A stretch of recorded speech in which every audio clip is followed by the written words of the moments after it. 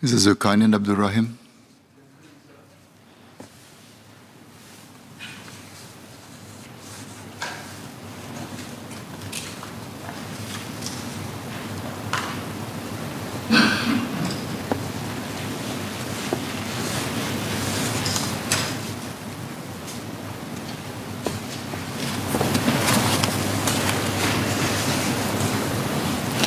Mr. Speaker, sir, the National Anti-Violence Helpline, NAVH, was officially launched in February 2021 for members of the public and social service professionals to report cases of child abuse, vulnerable adult abuse, and family violence.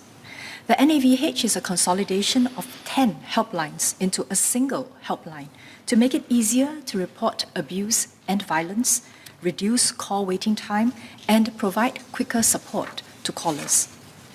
Since it started operations on 18th January 2021 until December 2021, the NAVH has received 8,400 calls.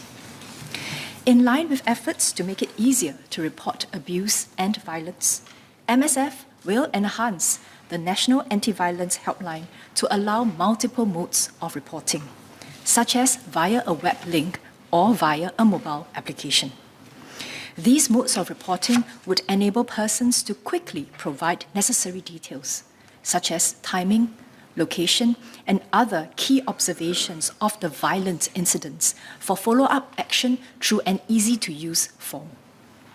These new modes of reporting will increase the accessibility of the NAVH and make it easier for survivors and bystanders, including persons who are unable to call the NAVH, to report violence discreetly.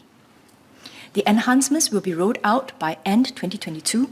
MSF will give some time for the changes to stabilize, and MSF will also study the feasibility and need for text messaging service to complement the NAVH and web mobile application in subsequent enhancements, taking into account considerations such as the security of clients' data.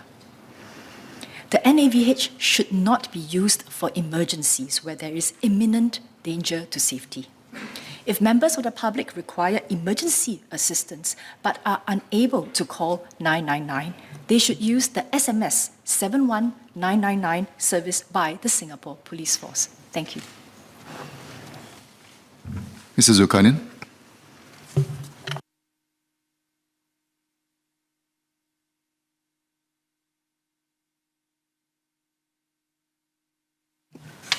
I thank MOS for the announcement. I think it's very welcoming news that we're looking at the new modes of reporting and assistance to complement NAVH.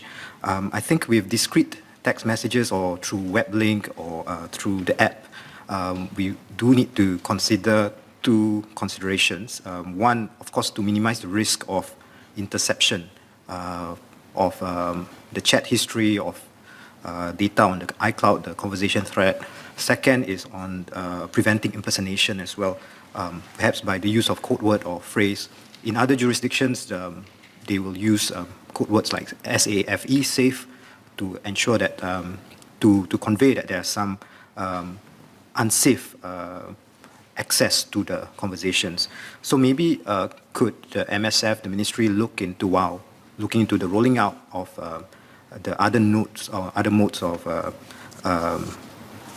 reporting, look at how to further enhance the protection, and perhaps in concert with colleagues from MCI as well, together with the recently announced code of practices on social media platforms. So I would appreciate any clarifications in that regard. Thank you.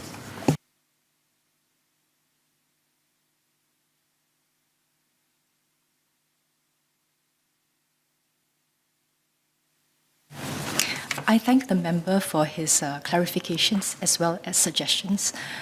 Indeed, the security of client data is very important to us, and that is why we are not just purchasing off-the-shelf solutions.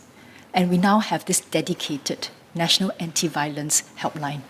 I mentioned earlier that we are looking into rolling out an easy-to-use form via web link or mobile application, and actually that easy-to-use form would already include areas where the caller can include items such as timing, location, and other details that will be helpful to allow first responders to reach the person who is asking for help. And this person could either be the survivor, victim, himself or herself, as well as a bystander.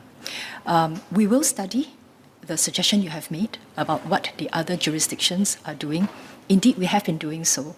And that is why when we had the signal for help, hand signal, to help vulnerable as well as our children who are suffering potentially from abuse and neglect, this was something that the member had suggested. And the MSF had taken it up, and we have rolled it out as part of our Break the Silence campaign. So we will continue to look into improving the different modes and channels in which survivors and potential victims can report, and indeed, the security of the data is of utmost importance. And we will be rolling out those implementation plans in stages to make sure that the system is stable, to make sure also that when callers dial in, that they get, because the information is actually triaged out into whether or not it's the Family Violence Specialist Centres or the FSCs, to ensure that callers not only have a convenient and safe mode of reporting, but also that they get the help that they receive, that they need. Thank you very much.